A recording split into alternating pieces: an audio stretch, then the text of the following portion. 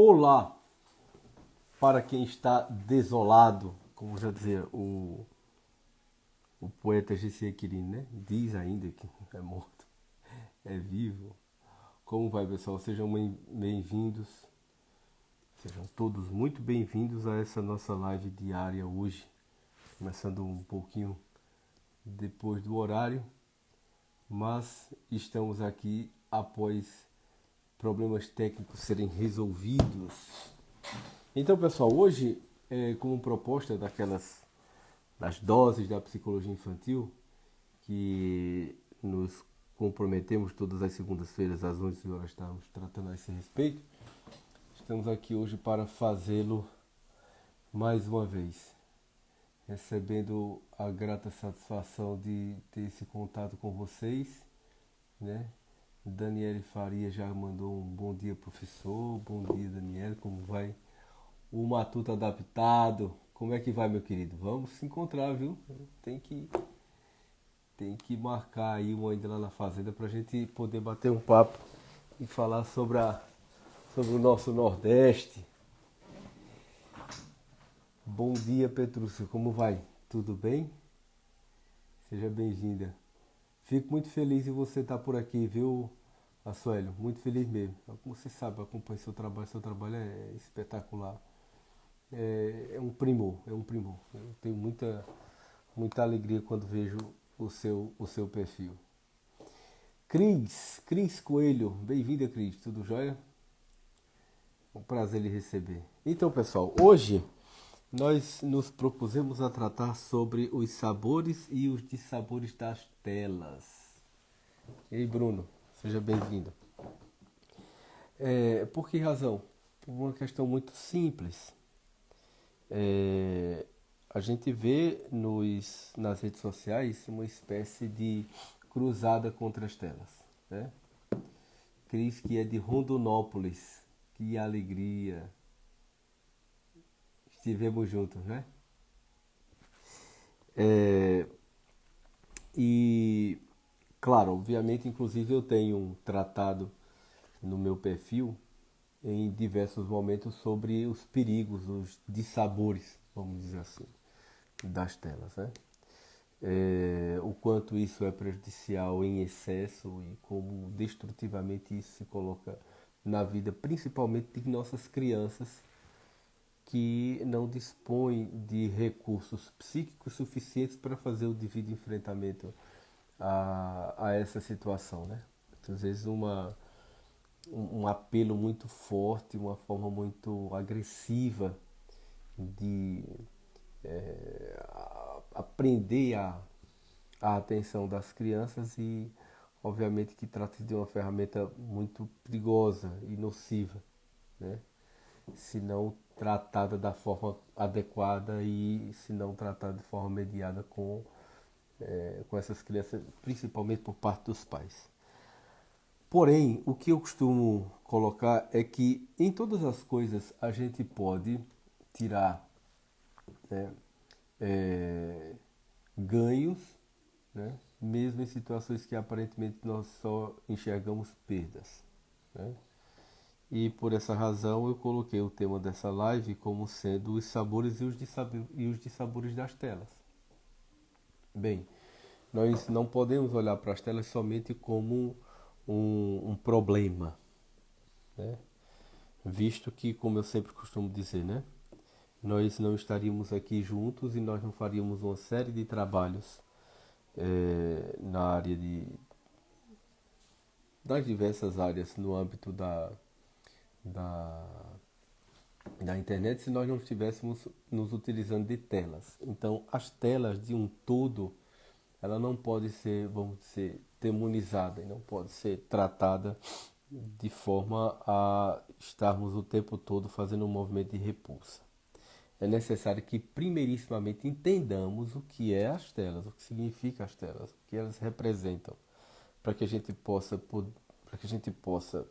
se distanciar do perigo que elas oferecem e ao mesmo tempo se aproximar das benesses que elas também podem oferecer, né? Eu até na última live falei, né? Olhem para aqui, ó, na nas minhas costas, né, aqui na parede, nós temos uma tela. Isso aqui é uma tela, né, onde eu tenho aqui o meu brasão pessoal. Isso é uma tela. E aqui o que está na minha frente, eu estou falando com vocês, vocês estão me vendo através da câmera, mas eu estou vendo a minha imagem também através de uma tela. Só que essa tela é digital, essa tela é analógica. Quantas e quantas vezes nós precisamos expor aos nossos olhos belas telas para que a gente possa ter contato com uma estética de altíssimo nível, né? E não só fazer isso para nós mesmos, mas também para nossas crianças, nossos filhos, né? A gente pode muito bem levar nossos filhos para um museu ou para uma exposição de telas pintadas por grandes artistas plásticos, e isso faz com que, inclusive, a gente possa desenvolver já nas crianças um sentido estético profundo. Então, como eu sempre costumo dizer, o problema não está nas telas. O problema está em como nós lidamos com essas telas. E o que nós queremos com essas telas, o objetivo delas, enfim. Então, a tela em si, e é uma coisa interessante, eu até coloquei essa semana em uma das minhas postagens, na verdade uma caixinha, né? Que na verdade era perguntar se o público sabia a origem etimológica da palavra tela, né? E a maioria das pessoas disseram que não. Yasmin pediu para que eu fixasse aqui o tema da live de hoje: sabores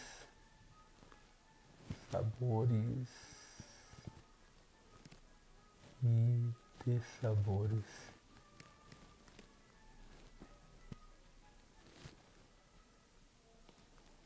das telas.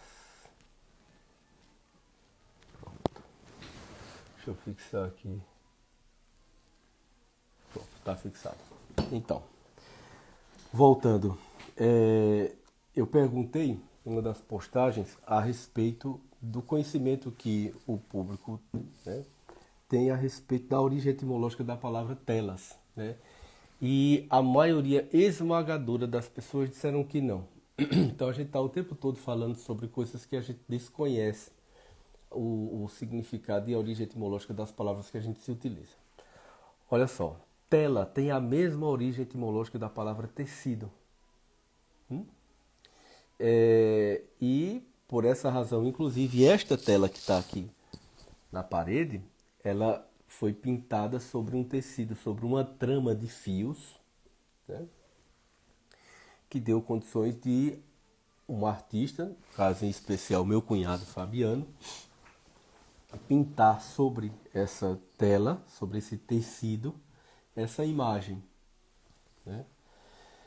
Se nós adentrarmos um pouco no conhecimento acerca de tecnologia, a gente vai ver que as telas, né, digitais, né, tela de computador, tela de celular, as telas de televisão, elas são constituídas por uma trama também, né, só que de fótons, de luz.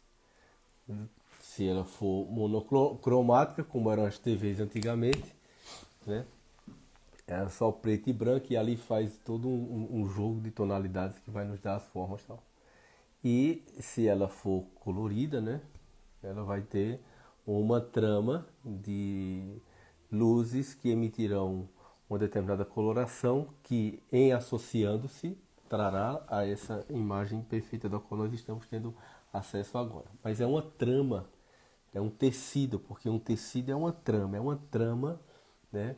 No caso de telas, né, enquanto um tecido de linhas e pontos tramados, traçados, que nos dão essas telas da qual nós pintamos sobre elas, ou uma trama de luzes, de iluminação, de colorações distintas. Então, grosso modo, tela, etimologicamente falando, tela é isso. Tela é um tecido. Agora, o que nós vamos colocar sobre essas telas? e o que nós vamos transmitir, o que nós vamos comunicar com relação a partir dessas telas, aí é uma outra coisa. Aí é algo bem diferente. Porque tanto o conteúdo quanto a forma e os sentidos que isso vão provocar, os vários sentidos que vão ser provocados nas pessoas, vai desde a sabores, né, como eu coloquei, até os dissabores. Quando do sabor é o quê? É fazer uma transmissão como essa, assistir uma boa aula, assistir a um bom concerto. Quer dizer, nós temos condições de receber informações, né, ou de retratar determinadas situações que podem percorrer os anos, as décadas, séculos e milênios na história. Mas também podemos ter acesso a informações degradantes, destrutivas, né? Tanto no seu conteúdo quanto na sua forma. Tanto naquilo que a gente consome, quanto, sobretudo, o que a gente está vendo recentemente, sobre aquilo que nós somos, né, fixados ali, tomados pela, pela, dizer, pelas estratégias de sedução e de fixação que esses, muitas vezes, né, os aplicativos e, e produtores de conteúdos fazem com quem acessa a esse material, né? Então, se nós tomarmos aquilo que é positivo, oriundo das telas, e utilizarmos para o nosso benefício, para o nosso desenvolvimento, para o nosso crescimento pessoal, as telas são fantásticas, são maravilhosas, porque vai nos ajudar e muito a fazer o nosso trabalho e também vai nos ajudar a ter acesso a bons trabalhos de outras pessoas para o nosso benefício. Contudo, o que a gente vê é que, infelizmente, e aí nós dizemos infelizmente porque trata-se de questões tanto de ordem pessoal, né, as pessoas estão desordenadamente e desorganizadamente se utilizando dessas telas, e sem muitas vezes um propósito bem definido e benéfico, e ficam presos muitas vezes a uma rolagem de um aplicativo de, de mídia social ou mesmo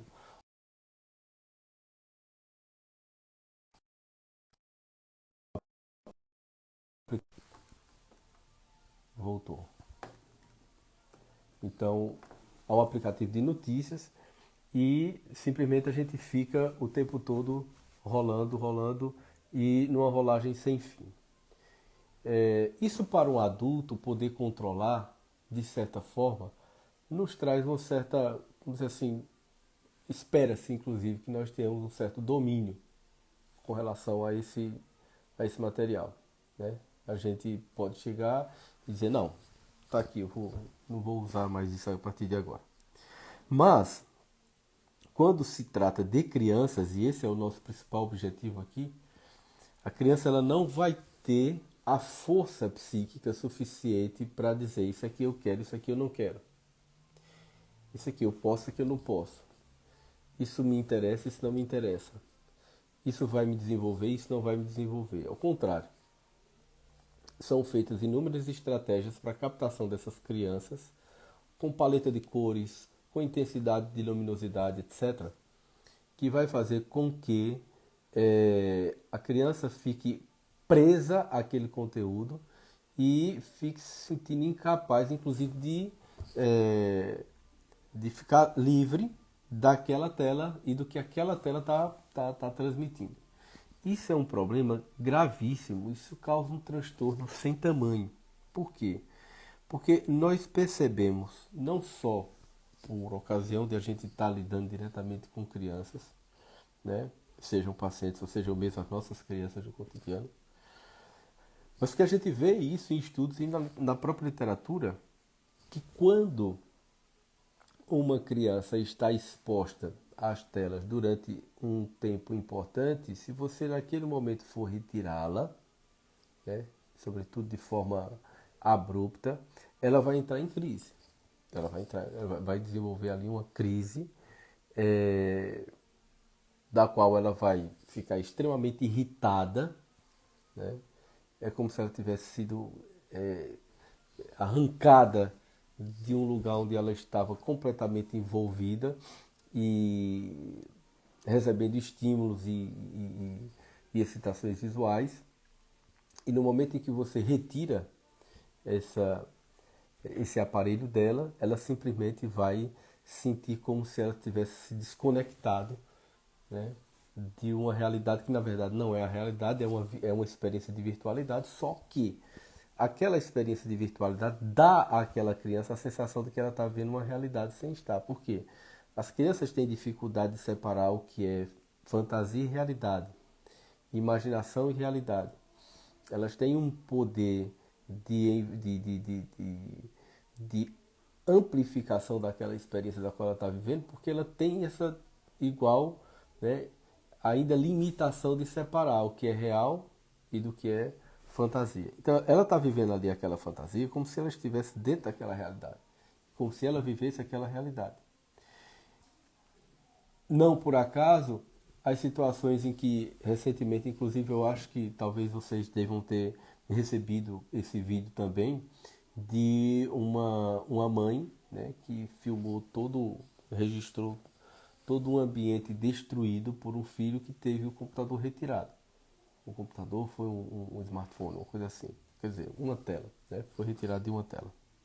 E esse adolescente literalmente destruiu, né, aquele apartamento, aquela casa, aquele lar, fisicamente, claro, porque já está severamente, infelizmente, comprometido. E por essa razão a gente vê o que as telas são capazes de produzir em adolescentes. Ultimamente esse tema me chamou a atenção e continua me chamando a atenção porque está sendo uma crescente os problemas em torno das telas.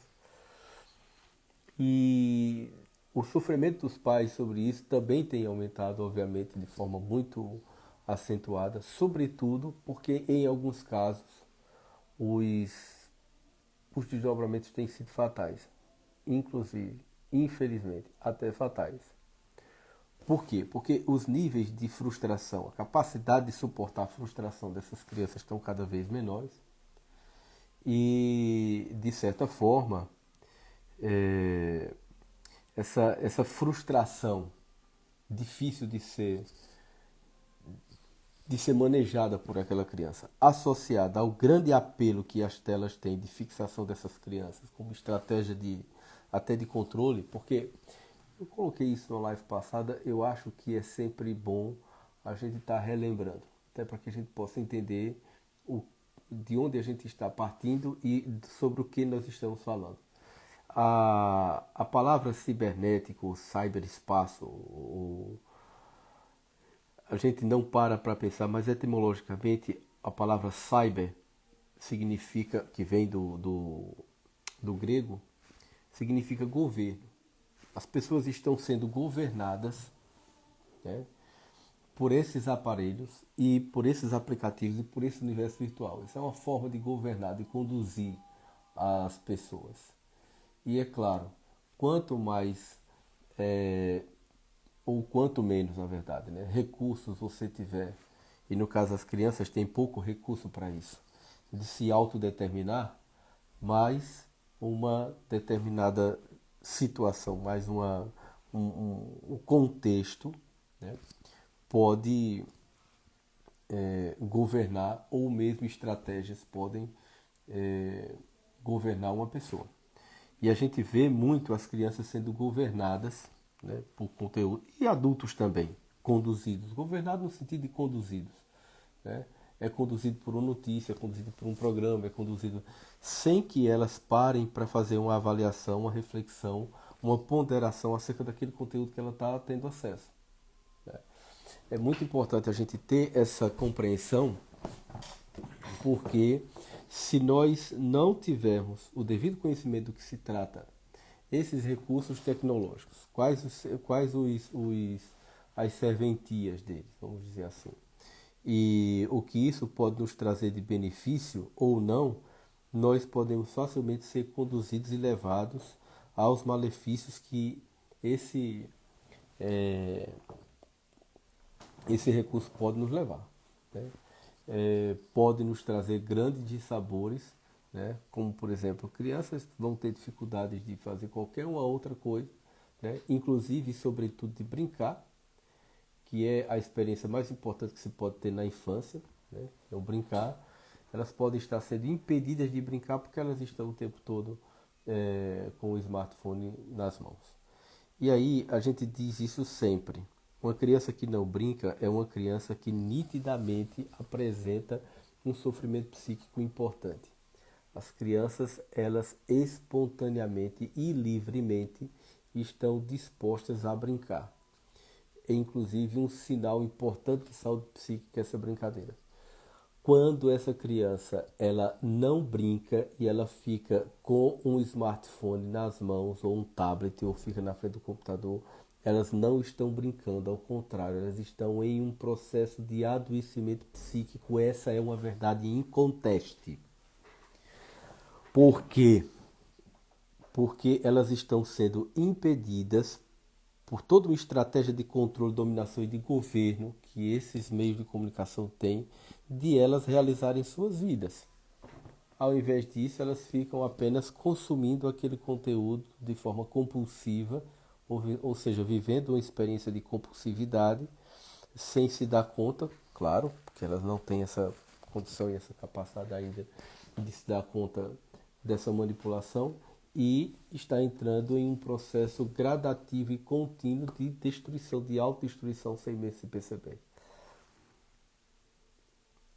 É muito doloroso a constatação dessa realidade, porque muitas vezes a gente vê que os pais, até para se verem livres de um determinado aparentemente aborrecimento, entrega um celular, um tablet ao filho, como se fosse uma forma de acalmá-lo, de consolá-lo ali naquele momento de angústia, ou mesmo para que os pais se sintam livres para fazer o que eles querem.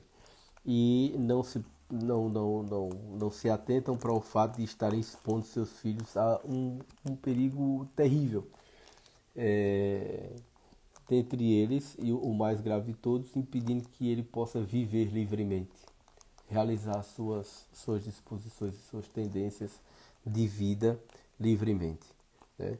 Então, de um lado, a gente não pode, claro, demonizar as telas e achar que as telas são o grande problema e que as telas e que nós temos que viver sem telas. Isso, claro, existe toda uma preocupação com as telas, mas a gente sabe o quanto as telas também podem trazer benefícios, que eu chamo de sabores, como está aqui, sabores das telas.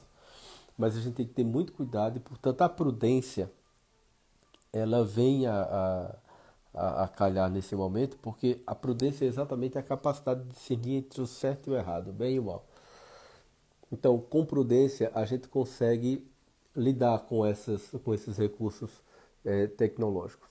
Só que crianças não conseguem fazer isso. Esse é o grande problema, né? Porque os adultos sabem mediar. Por isso é importante que os adultos estejam ali mediando. Mas as crianças não. As crianças não têm condições para isso. Então, esse era o meu recado de hoje, né? Nessa pequena dose de 30 minutos que eu sempre estou fazendo com vocês agora, começou da semana passada, né?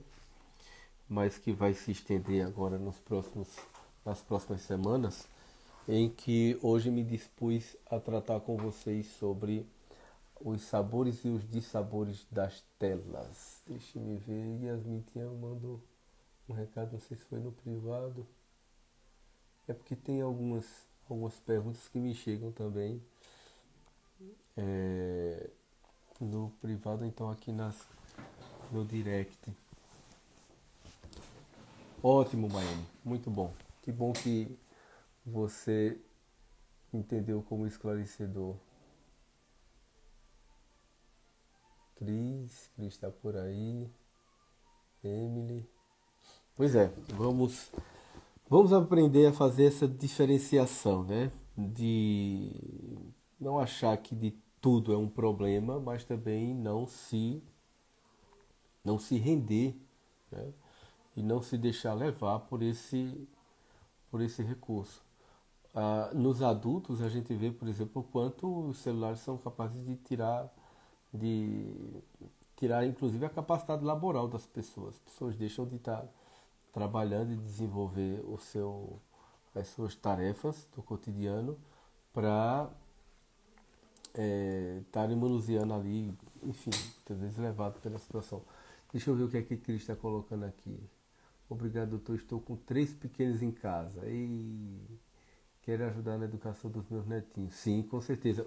Cris, olha que coisa interessante você trouxe agora. Na semana passada, eu recebi na minha caixinha de mensagens uma mãe colocando a sua angústia e a sua insatisfação com relação a uma espécie de conflitos entre ela e os avós do seu filho. Ela não especificou se eram avós paternos ou maternos, mas qual era a, a grande questão que ela trouxe? Eu tenho uma forma de conduzir meu filho e procuro colocá-lo de forma mais, vamos dizer assim, livre de telas, né? E eu gosto dessa expressão livre de telas ao invés de sem telas ou retiros, mas livre. Por quê? Porque a liberdade nos dá a condição de escolha e escolher aquilo que a gente pode se utilizar com prudência, né? E tirar as telas, a gente não tem como tirar a tela nenhuma, até porque eu expliquei. A gente está diante, nós estamos rodeados de telas, seja analógica ou digital. Então, é muito mais prudente utilizar o termo livres de telas do que aí a gente pode se utilizar delas. Então, voltando ao que a senhora tinha colocado. Quando a gente se ocupa de participar, né, de contribuir, de estar ali dando esse suporte aos pais, sejam nossos filhos ou nossos genros ou noras e tal, na condução dos filhos, a gente evita que tenha, por exemplo, um dissabor parental, porque quando a criança está na casa dos avós, que avô e avó é uma mãe e um pai com açúcar, né, que tem dificuldade de dizer não, que o que os netos pedem estão ali e tal. Mas a gente tem que ter esse cuidado realmente em ajudar os pais a conduzir os filhos livres de telas e que possa fazer com que essa educação seja o mais saudável, criativa e espontânea possível.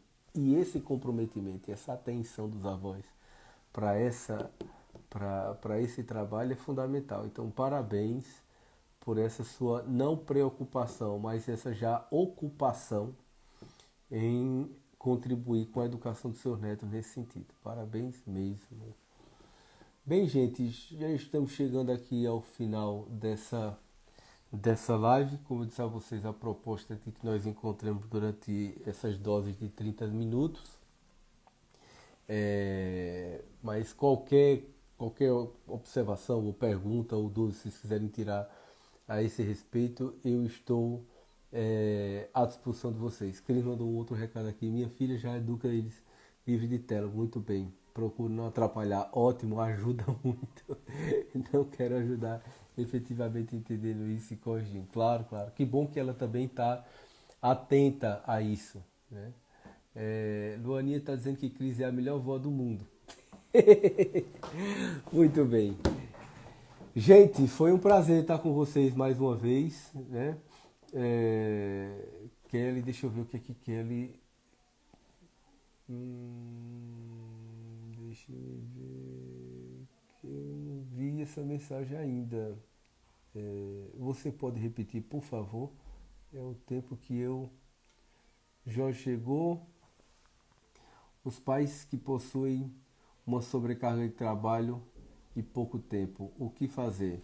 Olha só, é importante que você pense sobre esse tempo que você dedica ao seu filho, né? Eu vi que uma vez eu estava vendo as postagens de Simone Fusaro, ela disse uma coisa interessante, de que muitas vezes a gente encontra pessoas dizendo que não é a quantidade de tempo que você dispensa aos seus filhos, mas também a quantidade de tempo. É muito perigoso, porque você não pode só solicitar dos pais qualidade no tempo, mas é necessário também quantidade nesse tempo. Isso é um ponto.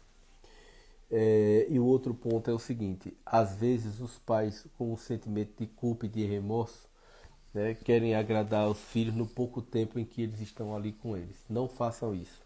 Não façam isso. Não se sintam culpados e, como forma de você aplacar a sua culpa, você abrir mão de tudo para os seus filhos.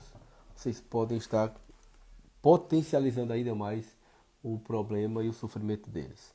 Então, continue conduzindo-os e procurando conduzi-los da melhor forma possível, livres dessas telas. Sobretudo com quem eventualmente esteja sob responsabilidade de cuidar de seus filhos na sua ausência, oriente-os para que não tenham esse acesso a telas sem mediação e em determinada idade, inclusive, que tem até acesso à tela, porque até 2 anos de idade não façam isso, por favor, não façam. Gente, 30 minutos, estou à disposição de vocês, vão lá na minha caixa de mensagem, deixem mensagens, deixem perguntas e assim que eu puder eu vou estar respondendo a vocês, beleza? Fiquem com Deus, uma excelente semana, nos encontramos na próxima segunda-feira e um abraço a todos. Tchau, tchau.